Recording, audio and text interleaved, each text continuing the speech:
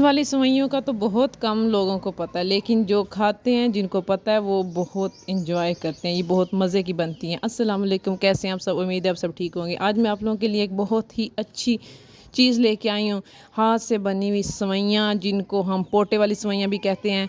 तो उसको बनाने का हम तरीका देख लेते हैं। सबसे पहले हम मैदा ले लेंगे, उसके अंदर हमने थोड़ा सा फूड कलर और थोड़ा सा ऑयल ऐड करना है। ये कोई क्वांटिटी के हिसाब से मैं नहीं बता रही, क्योंकि मैं थोड़ा सा बना रही हूँ।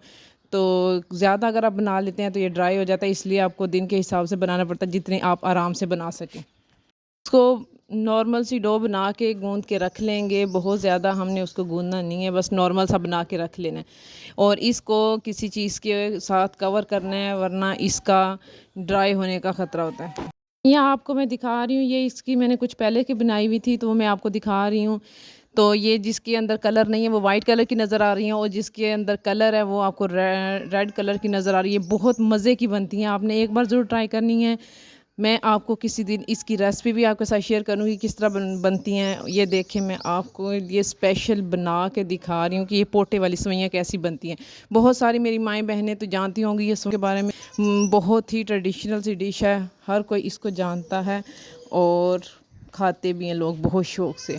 हम खुद बहुत शौक़ से खाते हैं। हमारे एरिए में इनको पोटे वाली सेवइयाँ बोला जाता है, बहुत शौक़ से खाई जाती है। तो ये इनको ज़रूर ट्राई करिएगा। ये बहुत से रिक्वेस्ट है, अगर चीज़ अच्छी लगती है, रेसिपी अच्छी लगती है, तो मेहनत को सराहने के लिए आप एक लाइक, एक सब्सक्राइब ज़रूर कर दिया करिए। इससे हमें हौसला अफजाई मिलती है। Thank you for watching. Allah हाफिज़।